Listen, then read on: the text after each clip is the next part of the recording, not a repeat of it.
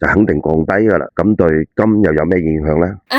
根據彭博報道，琴日嚟講，澳洲開始加息啦，加咗1/4個百分點，而家係世界上第一個央行加息。咁究竟咩原因呢？就因為澳洲話佢哋通貨膨脹開始有跡象上升，佢哋要控制通貨膨脹，所以佢哋就加息啦。係第一個國家而家嚟講係加息。咁紐西蘭呢就話有可能會加息，但係英國、歐洲嗰邊呢就而家應該嚟講就唔減息，因為佢哋都話可能通貨膨脹有跡象上升。咁如果真係呢啲國家唔減息啦，而有啲國家開始加息，呢個係咩現象呢？澳洲係第一個國家加息啫，咁其他個國家會唔會都係通貨膨脹要加息呢？如果係咁，但係相反嚟講，美國就話要減息。如果咁樣做法嘅話，如果美國係一邊減息，另外一邊佢哋加息，對美元指數就肯定降低噶啦。咁對金又有咩影響呢？大家去諗一諗下，喺評論區大家可以討論。關注我投資理財不迷路。大家好，我係詹教授。